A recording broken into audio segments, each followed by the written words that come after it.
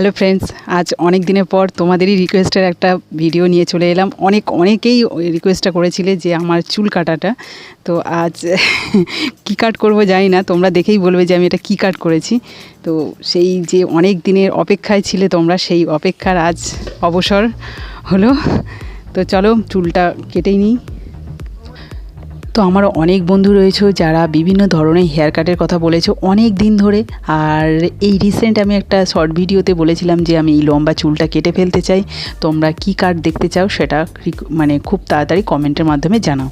তো অনেকেই আমাকে কমেন্ট করে জানিয়েছো যে আমি যেন বয় কাট করি।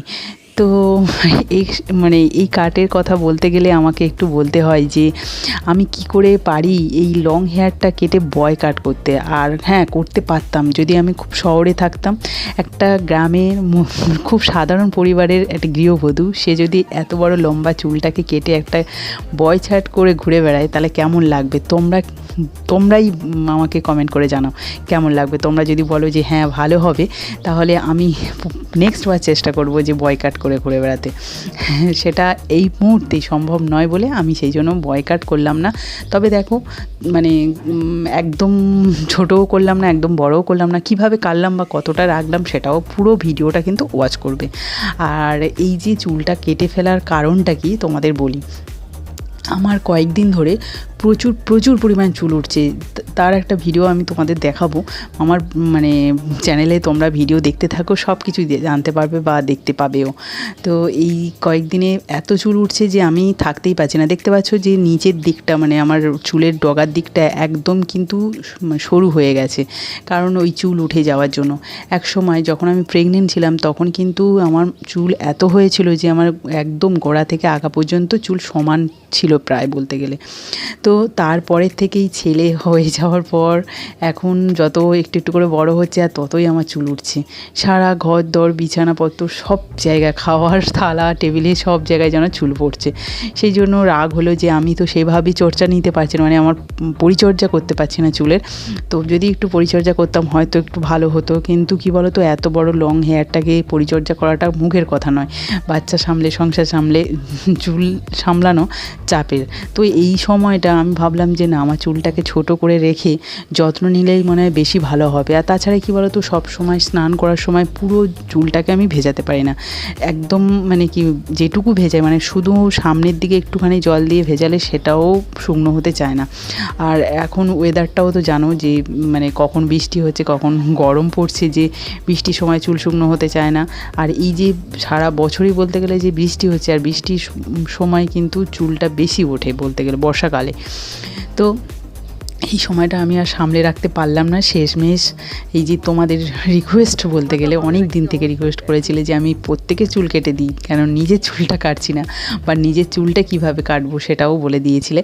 তো সেই জন্য ভাবলাম না, তোমাদের যখন ইচ্ছে তো আমি একটু কেটেই ফেলি। তো দেখো এত পরিমাণে কেটেছি না, কি বলবো, অনেকটাই বড় বেশি কেটে ফেলেছি। তাতে করে মন খারাপ তো একটু হবেই স্বাভাবিকভাবে। অত বড় চুলটাকে কেটে ফেললে একটু তো মন খারাপ হবে।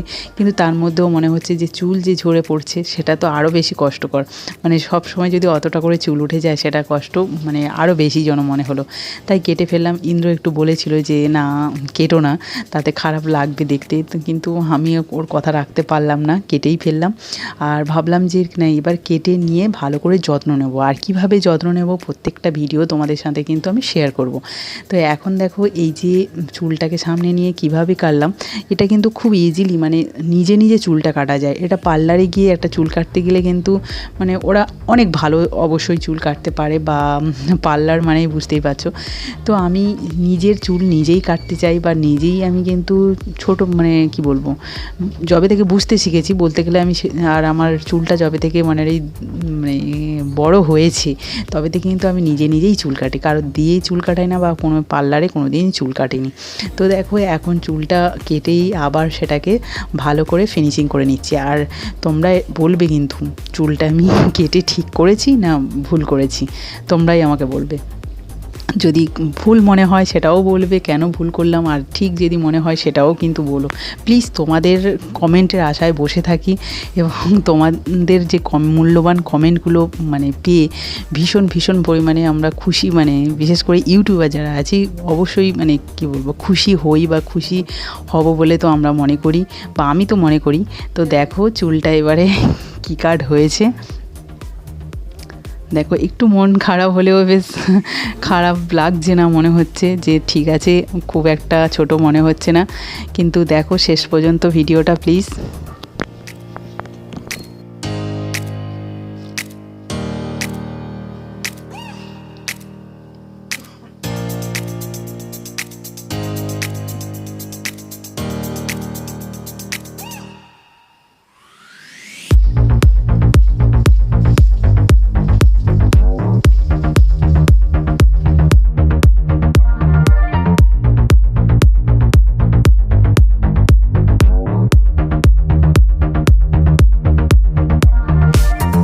তো চুলটা কেটে পিছনে দিয়ে দেখতে না কেমন একটা লাগছে, যেন একদম চুল নেই, মনে হচ্ছে মাথাটা পুরো হালকা হয়ে গেছে। আর দেখো খোঁপাই করতে পারছি না, ইন্দ্র সামনে আছে, ওকে বলছি আর আমার যেন কান্না পেয়ে যাচ্ছে যে কী করবো এবার, আমি কিছুই করতে পারবো না, শুধু কামড়ে ক্লিপ ওইভাবে দিয়ে আটকে রাখতে হবে, এটা চুটকি মতো বাঁধা হবে, এরকম একটা অবস্থা।